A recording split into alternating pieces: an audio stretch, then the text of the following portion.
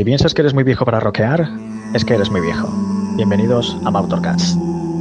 Vaya pestazo que hay en este sótano, el Ross. Tu colega el Juan, que te ha dicho, de verdad, que es que nos metemos en cada movida, de verdad que aquí hay un garito heavy. Mira, a mí me han dicho que aquí hay un garito que mola mogollón. Y yo digo, joder, pues tío, ¿con quién voy a ir? Pues con el Mautor, yo qué sé. O sea, bueno, como mola, porque mira, esto está lleno de pentagramas, candelabros, muñecos raros, gente con túnica. A mí me da un poquito de mal rollo, Mautor, mira, no sé. Y que hay como una maqueta, como hormiguitas. Hostia, no, que no son hormiguitas, Mautor, que gente. Hostia, joder, qué mal rollo, macho. Esto no sé qué coño es esto, tío. Parece que hemos pasado al purgatorio. Tío, huele hasta azufre. ¿Qué coño es esto, tío? No sé, me da que aquí garito no hay. Y este ataúd. Hostia, que no es un ataúd, macho, que es una doncella de hierro. Joder, esto es. ¡Ya! ¿Qué es esto? ¡Ya!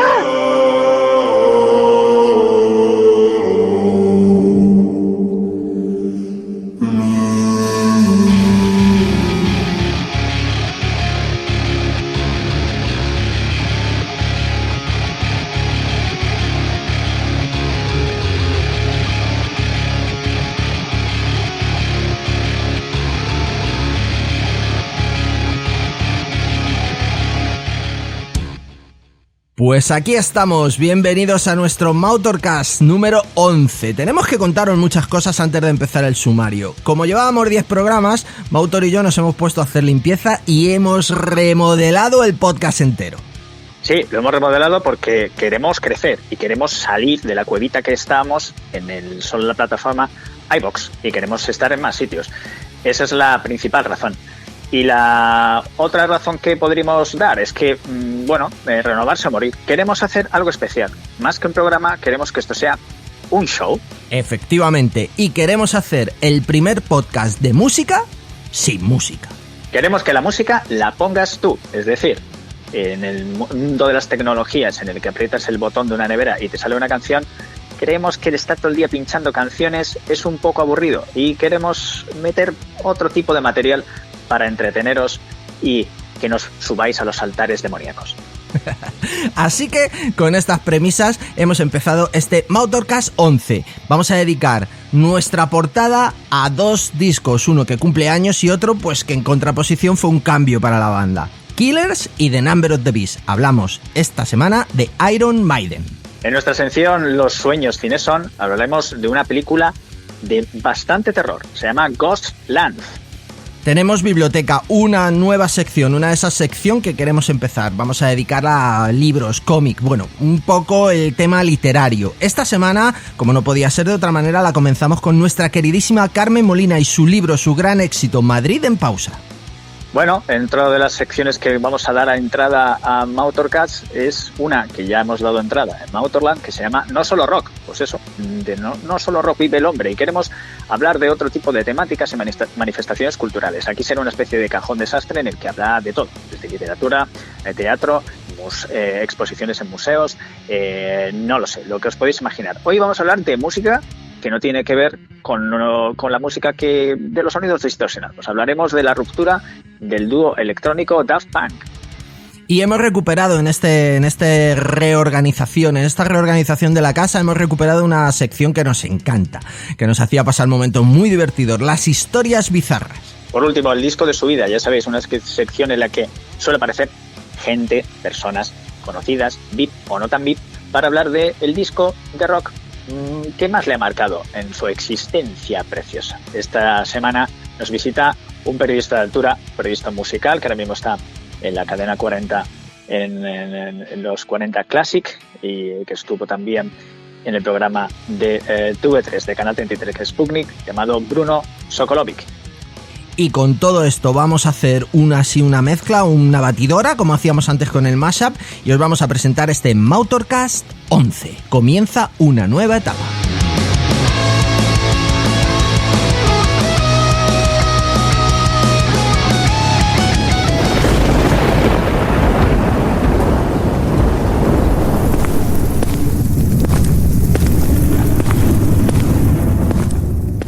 Hostia, el Ross, corre, mira ese tío.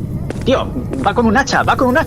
Yo creo que es Eddie en The Killers. Por cierto, ¿qué te parece si empezamos a hablar del disco del The Killers, Mautor? Pues mira, vamos a descontarnos aquí, mira, que parece que ha pasado de largo, anda, vete, cabrón. Y vale, podemos empezar a hablar de Killers. Pues fíjate, vamos a hablar de unos de los álbumes más míticos de la historia de Iron Maiden. Eso es lo que queríamos explicaros. Hemos elegido The Killers porque cumple 40 años y hemos elegido The Killers también un poco en contraposición con el disco que queríamos tratar realmente, que es The Number of the Beast. Son dos discos que aparentemente no tienen nada que ver, pero que pensamos, Mautor y yo, que tienen mucho que ver, porque son ese contrapunto de Paul Di'Anno, de la banda que empezaba a crecer, con la eclosión total de The Number of the Beast, que subió a Iron Maiden a los altares. Pues sí, Killers es un álbum que cumple ya 40 tacos. Se ha cumplido el pasado 2 de febrero. Es el álbum en el que ya Iron Maiden empezaba a buscar su sonido, aunque no lo encontró de manera 100% hasta el The Number of the Beast. Es el último álbum en el que participa Paul Di'Anno, que ya por circunstancias personales y por desavenencias con la banda, pues lo dejaría. Hay controversia, siempre estamos con este tema también, de ¿quién te gusta más, el Iron Maiden de Paul Di'Anno o el del Iron Maiden de Bruce Dickinson? Bueno, a mí a título personal no hay color. También es que no, es muy difícil comparar los dos, son dos cantantes totalmente diferentes y además que los dos cantan en unos estilos de Iron Maiden totalmente diferentes. No vamos a decir que pasó Iron Maiden de Killers a The Number of the Beast a hacer, yo qué sé, el heavy metal, a hacer muñeiras, pero lo que sí es una evolución clara en el sonido Killers todavía es un heavy metal muy rudimentario, por así decirlo, con muchas connotaciones punk.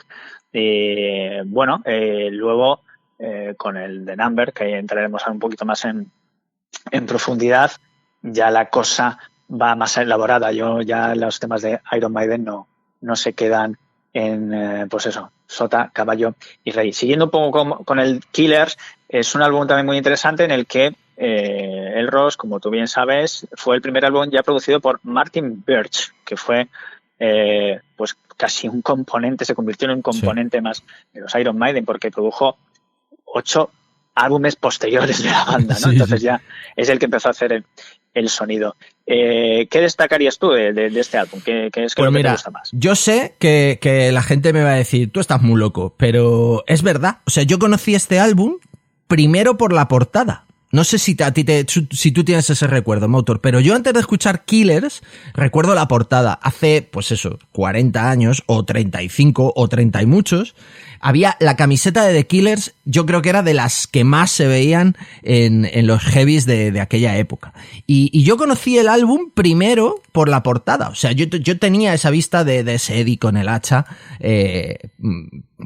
dando hachazos a la pobre mano esa que sale agarrándole de la camiseta. No en vano, el disco vendió 200.000 copias, o sea, 4 veces la cifra de discos que había vendido el primer disco.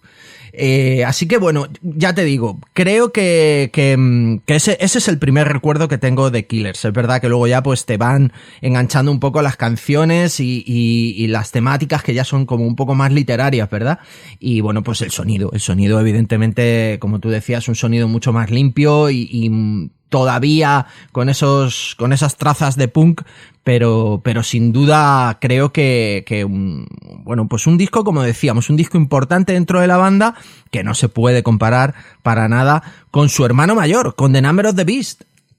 No, la verdad es que no. Y luego también el cambio del sonido ya aquí empieza a notarse, porque hay que recordar que ingresa en la banda Adrian Smith, en sustitución de Dennis Stratton, y ya con la entrada de Smith la cosa iba cambiando. También, como particularidad del álbum, podemos encontrar que tiene 2 canciones instrumentales, The Ides of March y Genghis Khan, que también es la primera vez que Iron Maiden hacía esto, y ya también comenzamos a ver cómo, sobre todo Steve Harris, comienza a inspirarse en la literatura más clásica norteamericana o inglesa para crear el universo de Iron Maiden. Sin ir más lejos, uno de los temazos del álbum es el Murders in the Rue Morgue, ¿no? El que ya da entrada pues a la inspiración de Edgar Allan Poe, que está basado en un cuento llamado igual, The Murders in the Rue Morgue, y bueno, pues si os echáis una mirada a este cuento de Poe, pues nada, habla de pues eso, un brutal asesinato cometido en una calle de París, y luego todo lo que tiene que hacer el detective llamado Auguste Dupin, y pues eso es la inspiración que tuvo para crear este gran tema. Paul Di'Anno lo hace realmente bien en este álbum, y luego ya con el tiempo, por cierto, si eso ahora podemos contar una anécdota que tengo con él, pues la verdad es que se ha ido degradando bastante como artista. ¿Qué tema destacarías tú? Porque a mí es el que más me gusta, junto con el Innocent Exile. Me parece otro temazo. Sí, yo creo que ahí Murders in the Rue Morgue, desde luego, es el temazo del disco. Sin menospreciar ninguno, porque creo que al final conforman un disco muy redondito todos, pero sí creo que sin duda el Murders es el mejor. Oye, Mautor, cuéntanos la anécdota. La anécdota es una chorrada, pero con Di'Anno.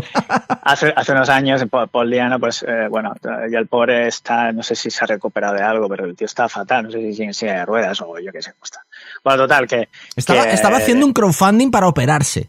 Para operarse, porque tiene destrozada la espalda, bueno, luego tiene muchas movidas de todo tipo.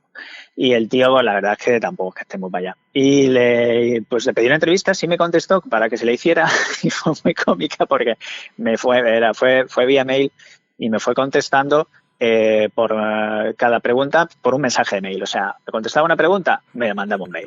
Me contestaba otra pregunta, me mandaba otro mail. O sea, sí, me pasé como 3 días recibiendo contestaciones sueltas. Supongo que el tío se sentaba en ese momento, le escribía y lo lanzaba, y luego se mosqueó mucho con una pregunta que, bueno, cuando uno traduce en inglés, sobre todo cuando es una entrevista escrita, pues el sentido de muchas frases pasa en castellano, no solo en inglés, pues mucha gente lo confunde y se cree que le estás preguntando otra cosa o con otra intención, ¿no? Y entonces yo, el grupo que tenía en ese momento, que ahora no recuerdo cómo se llamaba, le dije, bueno, ¿qué tal tu proyecto? ¿Qué tal? Y el tío me contestó, ¿what? No es ningún proyecto, es una realidad. Es mi banda, motherfucker. Así me contestó directamente. Y yo así lo reflejé. O sea, me puso como los trapos, y yo la única intención es hacer un símil, proyecto, banda, lo que fuera, ¿no? Pues claro. Él entendió como si fuese algo que estaba comenzando. A futuro, ¿no? Algo a futuro. A futuro, no, es un motherfucker. Está totalmente consolidado, ¿no? Es tan grande como Slipknot. Bueno, es una maravilla. Bueno, esta es la anécdota. Para dar paso, si quieres, al The Number of the Beast. For the devil sent the beast with fraud, because he knows the time is short. Let him who hath understanding reckon the number of the beast, for it is a human number.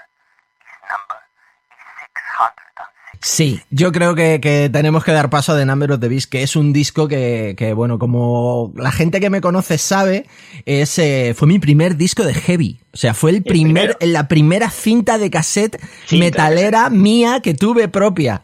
Es un disco al que es un disco al que tengo mucho cariño por eso, porque fue ese descubrimiento, ¿sabes? O sea, bueno, pues yo qué sé, yo creo que es el disco más icónico, con permiso del Powerslave, por ejemplo, o de Fear of the Dark, o de tantos discos grandes que han venido después, pero para mí es el disco de Iron Maiden. No sé qué piensas tú de esto. Es la gran obra maestra de ellos. Sinceramente, creo que lo es, pero por muchos motivos. Primero, por el cambio y la entrada de Bruce Dickinson, que nace al mundo uno de los mejores vocalistas de la historia del heavy metal, sin ninguna duda.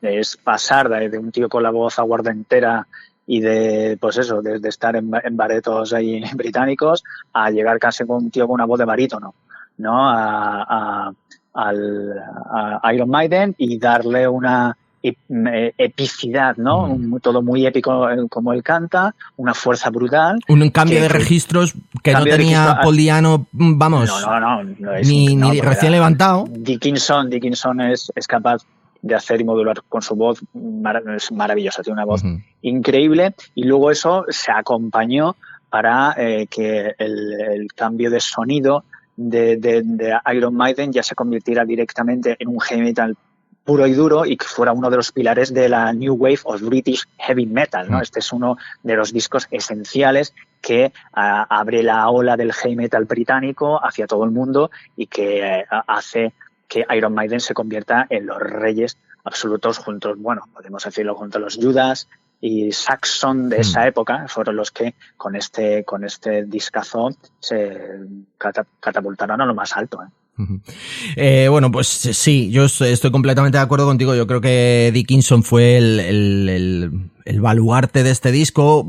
Bueno, ya sabéis, y si no lo sabéis os lo contamos, que Dickinson estaba muy involucrado en el disco, a pesar de que como todavía tenía contrato con su anterior banda, con Samson, pues el tío está ahí como un poco de tapadillo, pero yo creo que fue el que le dio el ánimo a Steve Harris para, pues eso, para cambiar las letras, para cambiar el sonido, como dice mu autor, y crear eso, uno de los discos esenciales del heavy metal de todos los tiempos. Bueno, pues canciones que también les trajeron ciertos problemas, bueno, pues entre la portada y el tema principal, el de Number of the Beast, les trajeron acusaciones de satanistas, Mautor.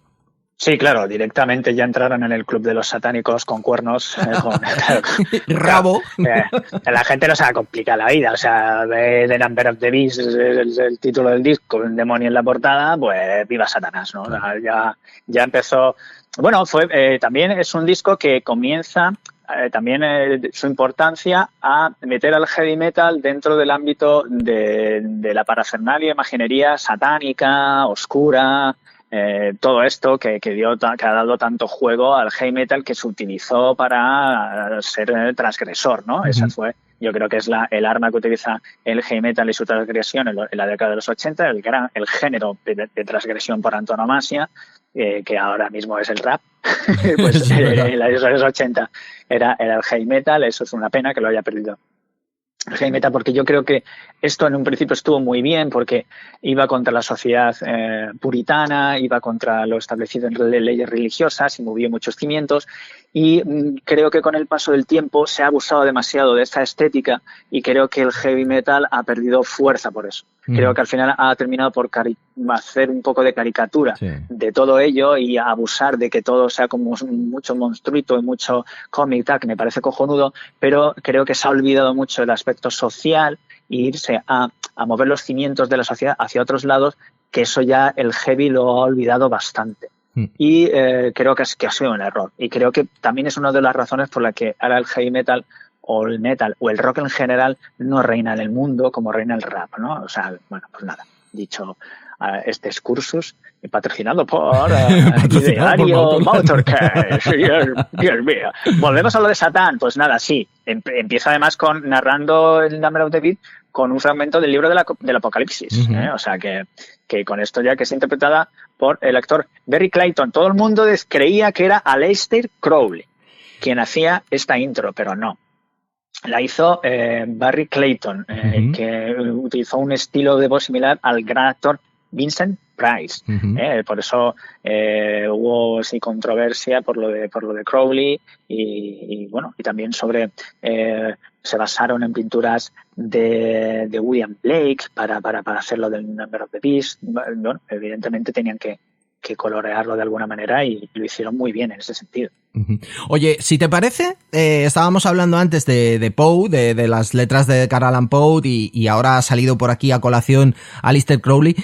Yo creo que le podríamos dedicar unos programas, unos Mautorcast a esos personajes, bueno, pues que no tienen mucho que ver con el rock, pero que en el fondo están realmente intrincados con él. Sí, bueno, yo creo que bueno, la inspiración en el rock, el metal, sobre todo y sigue estando ahora, es multifuncional, viene de multidiversa, más que multifuncional, viene de muchas fuentes, y Crowley, sobre todo en la década de los 80, junto a Manson, pues ya hemos hecho este tipo de artículos en Motorland, pero yo creo que estaría bien que lo sacásemos aquí en el programa. Fueron una fuente inagotable de canciones y de inspiración en muchos artistas, no solo de los años 80, sino hasta llegar al ámbito de la década del 2000, incluso gente como Rob Zombie, Marilyn Manson, Nine Inch Nails, que son grupos que están muy inspirados en en toda esta temática. Oye, Mautor, pues si te parece acabamos el repaso así tan personal que hemos hecho por estos dos discos con dos curiosidades del Number of the Beast. Cuentan que Martin Birch, el productor, tuvo un accidente de coche y que la reparación costaba 666 libras. Bueno, ya sabes, que estrelló el coche contra un autobús lleno de monjas, que bla, bla, bla, bla, bla, bla, bla, bla, bla. No sé cuánto tenía de satánico y cuánto tenía de marketing la operación. Y luego, una cosa que me ha parecido muy curiosa preparando el programa, que la portada de The Number of the Beast, esa portada icónica que todos tenemos en la cabeza, iba a ser para un single, para el single Purgatory. Y que el mismo Birch vio la portada y dijo, no. Esto no puede ser para un single, esto es una obra maestra. Y la puso como portada del disco.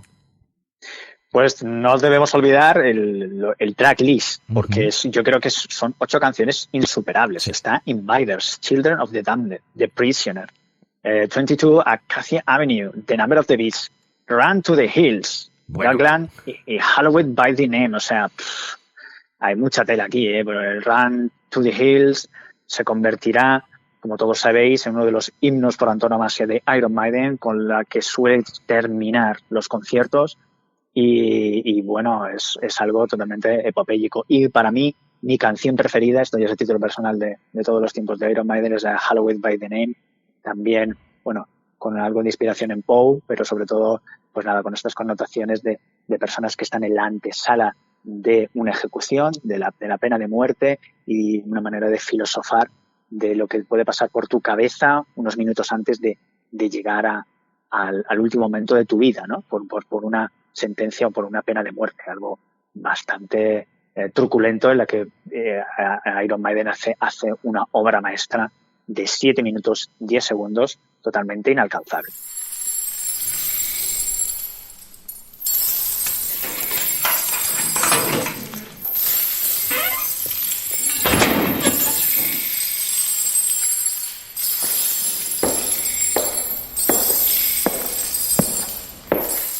Vinilo, cassette, CD, podcast. Mautorcast, una nueva forma de escuchar la radio.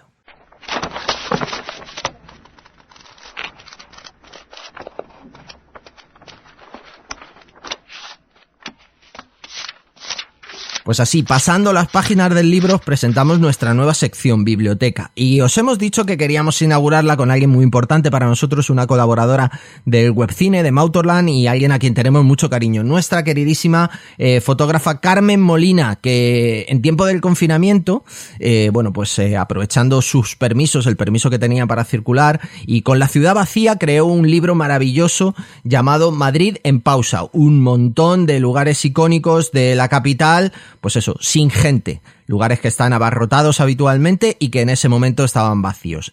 Es ella la que nos cuenta este Madrid en pausa. Muy buenas, Carmen. El latido de mi corazón marca mis pasos. Camino deprisa observando todo lo que me rodea. Mi entusiasmo por retratar lo que me acontece en las calles es excitante. Ya había visto así la ciudad desde la ventana de mi coche camino al trabajo días antes. Como sanitaria pertenezco a los llamados servicios esenciales, pero esta vez es distinto. Me cuesta respirar. La mascarilla marca mi cara. Es agobiante pero vital. La idea de llevar solo una cámara y 2 objetivos es acertada. Un gran angular que me encanta y un 50 milímetros que apenas utilizo. Quiero ir lo más ligera posible. Según pasan las horas y los kilómetros lo agradezco cada vez más. Mi espalda también. Recuerdo el chat de la familia que arden mensajes al decirles dónde me encuentro. ¿Qué haces en el centro de Madrid? ¡Qué valiente! Ten cuidado, por favor. Y es que la sensación, sobre todo en las primeras semanas de pandemia, es similar al fin de la humanidad. En pleno confinamiento, justo en los días que decido salir a retratar la ciudad. Un permiso especial como fotógrafa profesional así me lo permite. No hay muchos fotógrafos por las calles. Me cruzo con 2 o 3 a lo sumo en los 4 días de reportaje. Llego a mi casa el primer día y descargo mis fotos. Agotada, conmovida, deseando volver a salir, como si fuera una serie por capítulos. Tengo pesadillas con cada fotograma que he grabado a fuego en mi retina y en mi cámara. Imagino que todo es un mal sueño. Nada más lejos de la realidad. Abro los ojos. Amanece. A por mi segunda ruta. Esta vez aparco mi coche en Plaza Castilla y me asombra esa soledad en uno de los puntos más concurridos de la ciudad. Ese intercambiador solitario, sin filas, sin gente, en pausa. Bajo hasta nuevos ministerios y ese parking sin coches es desolador. El paseo de la Castellana, una de las arterias principales de la ciudad, está completamente desierta. Tercer día. La Gran Vía me saluda. Un coche de policía se detiene junto a mí. El copiloto baja la ventanilla y me saluda. Buenas tardes. Buenas tardes, le contesto. Enseguida les enseño mi permiso, sin mediar más palabras. Tengo sed. Me cuesta hablar. El momento es indescriptible. Su DNI, por favor. Todo correcto. Puede continuar. El coche se aleja despacio. Nunca antes me había encontrado en esta situación. Como mucho he tenido que enseñar mi acreditación en un concierto antes de acceder a un foso recinto. El escenario esta vez es muy diferente. Mucho más triste y frío. Intento aprovechar todo el momento posible acordándome de todos los que están en casa, confinados. Quiero transmitirles esa sensación a través de mis imágenes. Es entonces cuando se me ocurre el por qué no plasmarlas en un libro. Llego a la Plaza Mayor. Me encuentro con un fotógrafo, compañero, que dispara sin parar su cámara. Un sin techo se le acerca corriendo y le increpa gritando. ¿Me has hecho fotos sin permiso? Bórralas a las de ya. El fotógrafo se encara y le dice que no, que se equivoca. El retratado se enfada cada vez más y grita sin cesar. Otro sin techo se acerca a apoyar a su compañero y empieza una acalorada discusión. Me encuentro a escasos 10 metros. Quiero alejarme de allí, tengo miedo. Camino pasos hacia atrás hasta desaparecer de la escena. No hay absolutamente nadie, solo los 3 protagonistas antes mencionados.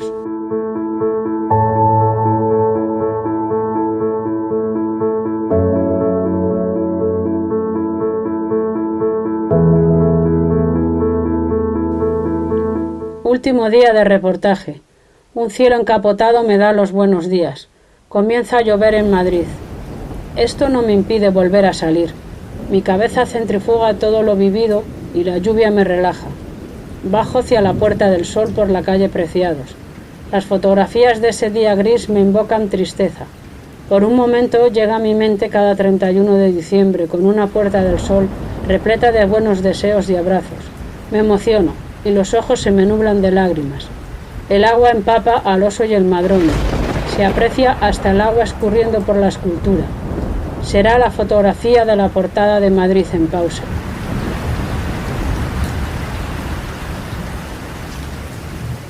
Los días posteriores son intensos. Disfruto en mi pantalla de cada fotografía.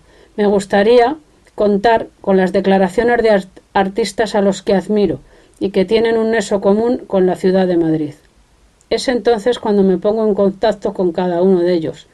Les envío un resumen de mi documento gráfico.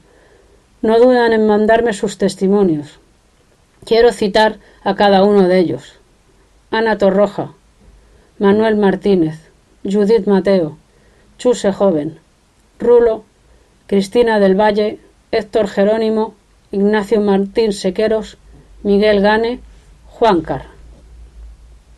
Gracias a todos ellos y gracias a todos los que habéis adquirido Madrid en pausa.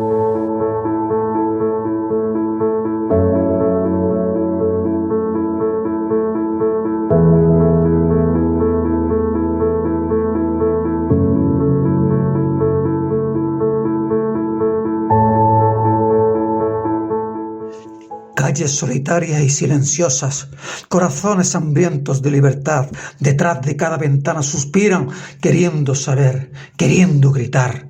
Dime, viento, ¿cuándo podré respirar? Dime, viento, ¿cuándo podré por tus calles caminar? Abrazándonos, besándonos, dime, viento, si lo que sueño en silencio un día será realidad.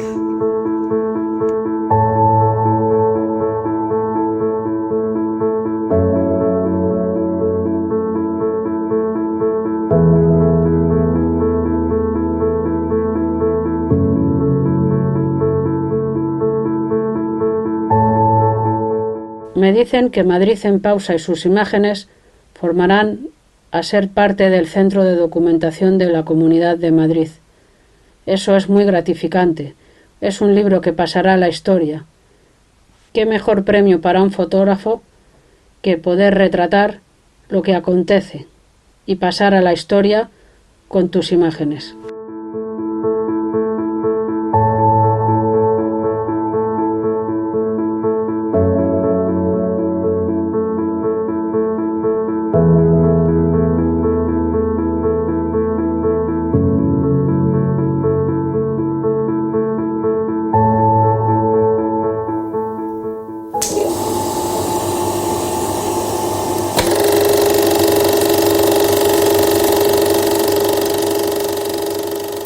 Bueno, nuestra sección Los sueños cines son. Como sabéis, nos gusta en general todo tipo de cines. También esto es una nueva modalidad que no lo sabe Elros Alcrín, pero os voy a decir, Elros, no solo hablaremos de películas de terror vale. y de tal, hablaremos de vale. todo tipo de películas. Vale, Elros, que nunca te das de nada, coño, que siempre te hagas de ella toda, me cago en la puta. No, vale, Elros aquí es el crack. Bueno, lo que os estaba diciendo. Nos gusta mucho lo truculento, es cierto. Pero bueno, intentaremos meter otras cositas para que no sea todo. Sí, todo sí, sangre, para que no sea tan gore todo. Para tan gore, pero hoy sí es gore. Hoy es gore. Hoy es desasosegante. Hoy es desasosiego. No sé si lo habréis visto, lo recomiendo. Se llama el film dirigido por Pascal Laugier, Ghostland. Es una película de terror dirigida por el director de la película de las más violentas que he visto yo en mi vida, que es Martyrs, que no sé si la has visto tú, Elros. No la he visto Esta esa, pero me la buscaré para verla porque, madre mía. Pero si te la buscas para verla, macho, que no hayas comido un cocido antes, yo te aconsejo que estés en ayunas porque tela. La de Martyrs tiene mucha tela. Y esta, bueno, no es Martyrs, pero tampoco queda atrás, ¿no? Es una película, que regresa un poquito a los orígenes de este cineasta por sus escenas de violencia extrema, pero bueno, todo lo rodea de una historia que está bastante bien, porque es como una especie, y no desvelaré nada para que la podáis ver, pero es una especie de como de muñeca rusa, como una matrioska, ¿eh? Hay varias historias dentro de la misma. No es un guión convencional, creo que eso es lo que la hace potente a este film y sobre todo también el director hace una mezcla de subgéneros de terror muy interesante, desde el slasher al giallo italiano, hay mucho suspense y es una especie como de mirada hacia atrás en su filmografía, aparte de meter unos nuevos elementos que él pues no había metido antes, sobre todo inspirarse en la figura de H.P. Lovecraft, que yo creo que también sería un buen elemento para hacer un programa sobre la gran influencia que también ha tenido Lovecraft en la música metal y la música rock en todos los tiempos. Esta película gira en torno también a él, es un personaje casi central de la misma y bueno, vais a ver como una especie de carrusel de violencia extrema, todo muy inhumano y terrible, con unos personajes muy marcados y con una protagonista que la verdad pues no lo pasa nada bien.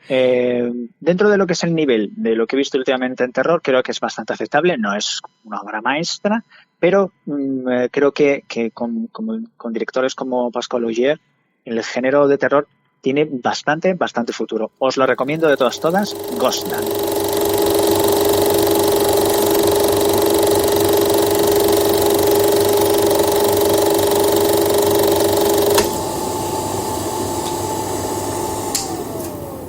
Si quieres tener una vida aburrida y monótona, allá tú. Si te quieres desmarcar, escucha Mautorcast.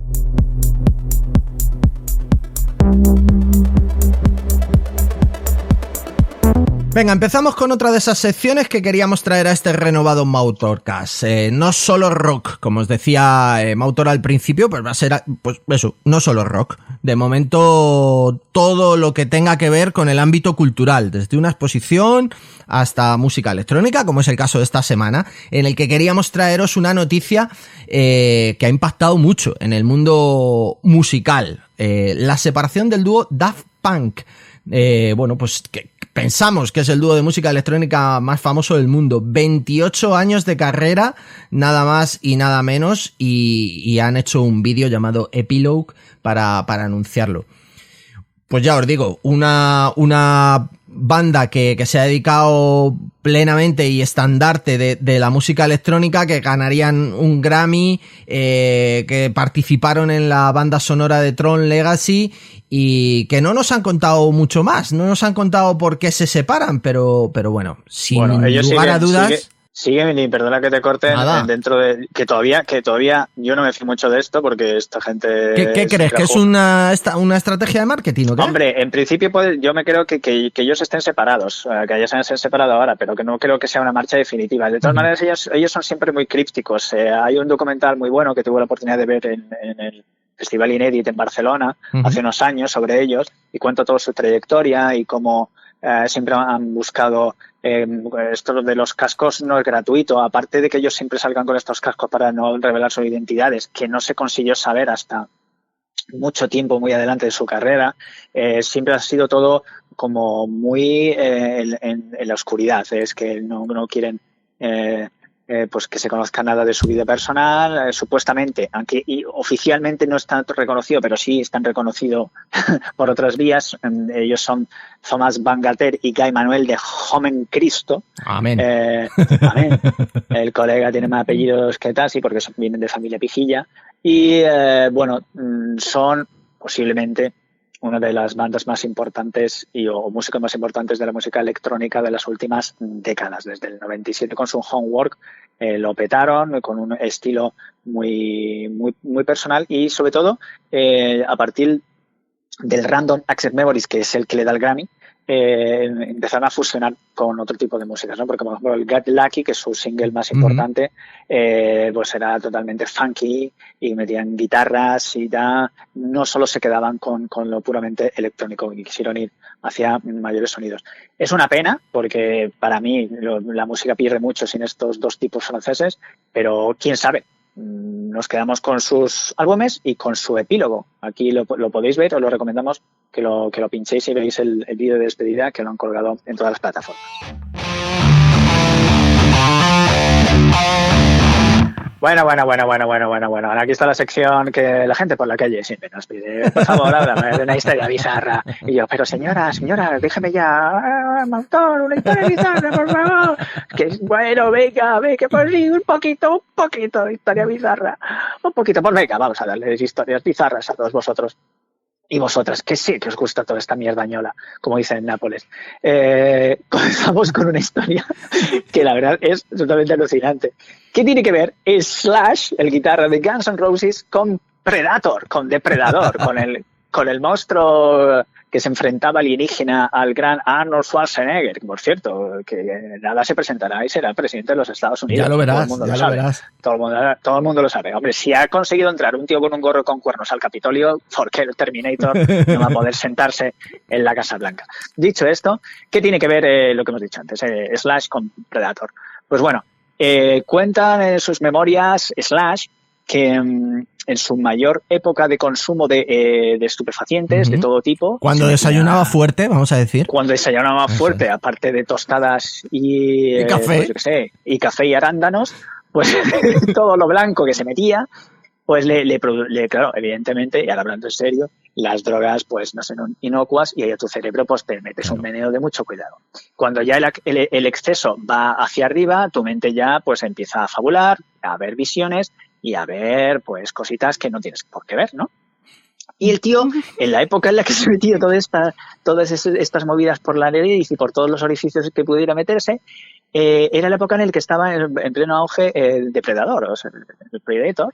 Sí, la peli de los 80 de Schwarzenegger. La peli de los 80 de Schwarzenegger, y el tío se obsesionó tanto que creía que le perseguía el bicho.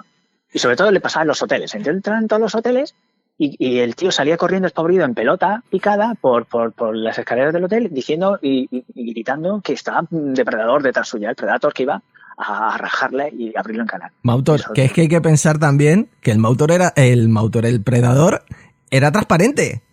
Transparente. Claro, y puede ser que no lo vieras. Y entonces el tío claro, lo veía en todos lados. Claro, tú no lo veías, Claro, pero él sí. claro. Pero él sí podía verlo, ¿no? Es una cosa, es como en The Voice, que le tiras al traslúcido, le podías tirar la pintura para poder verlo. Claro. Es invisible. Entonces el tío, cuando de farlopa hasta las trancas, pues lo normal. Lo normal es que te pase... Que te persiguiera el Predator. Que te persiguiera el Predator. Y estás tú el Predator y estás ahí, pues eso, en el buffet libre del hotel y te está echando ahí tu churro y miras para el cocinero y ves al Predator, tío. Es lo más normal del mundo. Pues es lo que le pasaba al pobrecillo de Slash de meterse tanto farlopeo junto con Tommy Lee, ¿no? Porque con Tommy Lee era, fíjate... Vale, sí, nada, otro angelillo. Otro angelillo, otro tío que se ha metido por la nariz, o sea, que nifa más que unos hormigueros. Pues imagínate con ese compañero de batallas y con Nicky Six y todos estos, pues nada, el Predator fue uno de sus compañeros también de habitación y hasta con el tiempo, cuando evidentemente empezó a rebajar el consumo de drogas, pues ya su amigo imaginario dejó de estar presente y ya no visitar más. Bueno, o esperamos que no sea eso. O yo qué sé, o a lo mejor ahora no ve a Predator y lo que ve es el Axl Rose detrás suya corriendo y gritando. Axl Rose persiguiéndolo para comérselo. Para comérselo. La verdad es que cuando lo vi otra vez en Barcelona está muy atipado, Axl Rose. No hay que meterse ya con él, con su bolera. Bueno. Porque estaba súper atipado. Y por cierto, hay que reconocer, y lo reconozco públicamente, que lo hizo muy bien con la sustitución de AC/DC. Y el tío dio ahí con la pata tiesa cantando, la verdad que estuvo ahí donde tiene que estar. Bueno, dicho esto, tened cuidado, amigos, que si os metéis mucho farlapa, Predator os ataca. Bueno, llegamos a una de las secciones preferidas por nosotros dos. No sé si por vosotros y por vosotros, o por vosotras o por vosotros. Nos da igual absolutamente. No, hombre, es broma. Esperemos que os guste. Pero bueno, el disco de su vida creo que es muy interesante porque nos da una medida de cómo se vive el rock también en nuestro país y de personas más o menos conocidas, pues que también son rockeras o que han tenido una relación con esta música que tanto nos gusta. Esta semana viene un periodista musical, un gran periodista musical llamado Bruno Sokolovic, que nos va a contar lo que le influyó y lo que le determinó un grandísimo disco, nada más y nada menos que el London Calling de The Clash. Hola Motorcasters, ¿qué tal? ¿Cómo estáis? Bueno, cuando Antonio me pidió por mensaje directo de Twitter que os contara cuál es un disco importante para mí o que me haya marcado en la vida, pues estuve dudando entre muchos de los años 90, de Pixies, Sonic Youth, Pavement, el primero de Violent Femmes, pero al final me he ido a la década en la que nací y que evidentemente no viví a esos grupos en directo, pero que me han marcado posteriormente, como por ejemplo The Clash y su London Calling.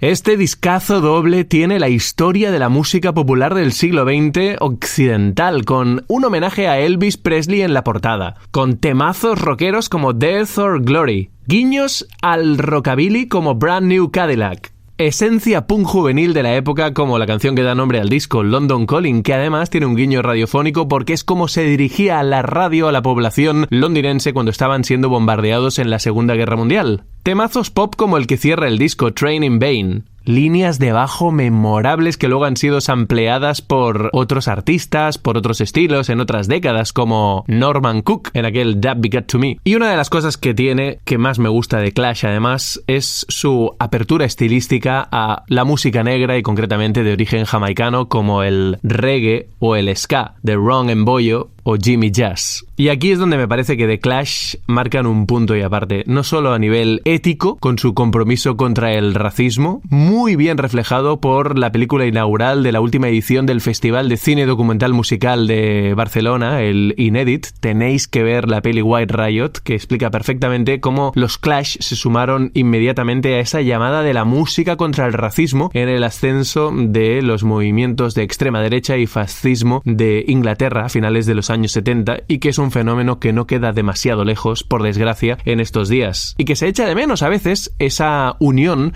entre músicos de diferentes estilos que pueden rebajar su caché o su ego para dejar de ser los cabeza de cartel, como hicieron Clash en aquel concierto de Rock Against Racism, por una causa mayor, como es unirse contra una amenaza. Pues eso, The Clash y London Calling no solo tiene esa apertura a todos los estilos, incluso los de la música negra y jamaicana, que es una gran comunidad londinense que ha influido a muchísimos artistas y estilos posteriormente, sino también con letras inteligentes y temazos de muchos estilos que han pervivido en estos más de 40 años de vida que tiene el disco y que se mantiene totalmente vigente. Os lo recomiendo de principio a fin, no tiene desperdicio.